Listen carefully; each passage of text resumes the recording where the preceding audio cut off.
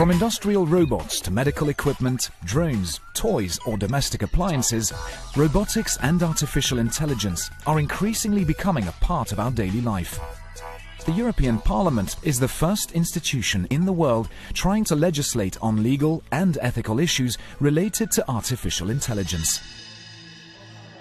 Il y a une révolution en marche puisque déjà il y a beaucoup de robots, il y en aura beaucoup à l'avenir et ils seront présents dans tous les domaines de la vie. J'ai réussi à convaincre la commission juridique de créer un groupe de travail pour justement s'occuper des implications juridiques mais aussi éthiques que la robotique aurait sur nos sociétés. In Pisa, the Sant'Anna Institute, an important centre for robotics, is part of the European project RoboLaw. Here, researchers are studying the question of robots' liability and other legal aspects. For them, the interest of the European Parliament in such issues is positive and paves the way for a new approach towards robotics, even if the task is complicated. La robotica è un mondo estremamente vasto, quindi che un approccio troppo generale rischia di non arrivare al cuore dei problemi. Andrea Bertolini is an expert in private law. For him, robots are not like any other product, though current laws are applied to them. Those laws were developed having different kinds of devices in mind, so the solutions they bring about may not be the best solutions when it comes to robotics. In case of an accident caused by a robot, a driverless car for example, who is liable?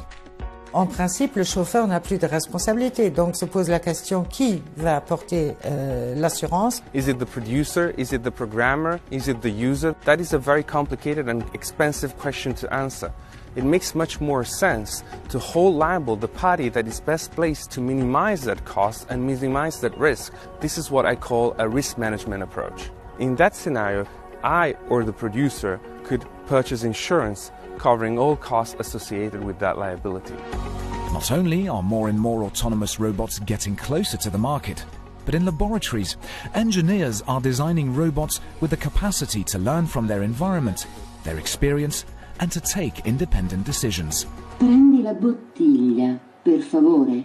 Dans ce cas-là, se pose la question, est-ce que c'est toujours le programmeur qui est responsable de l'action puisque l'environnement a une influence sur le robot?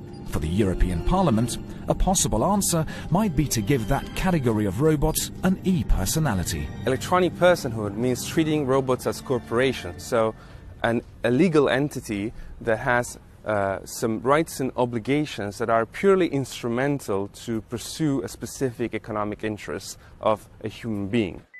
Another major concern for the European Parliament is the ethical issues raised by robotics, not least the dependency relationship that might develop between a human and a robot, in particular in the case of vulnerable people. Bisogna essere attenti a non indurre persone vulnerabili a credere che il robot sta effettivamente avendo delle emozioni che come macchina non può avere.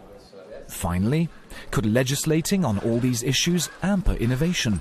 Al contrario, potrà rappresentare un volano per la crescita in questo settore, perché la certezza giuridica favorisce la ricerca e anche lo sviluppo industriale. Developing standards is of strategic relevance because those standards will emerge. They might become American standards, they might be international standards. If they are European standards, it's clear that European industries will be at an advantage. Nous sommes à un bon moment puisque les États membres n'ont pas encore fait de législation, donc nous pourrons créer un cadre et les États membres pourront s'en inspirer pour avoir les règles qui s'appliquent dans toute l'Union européenne.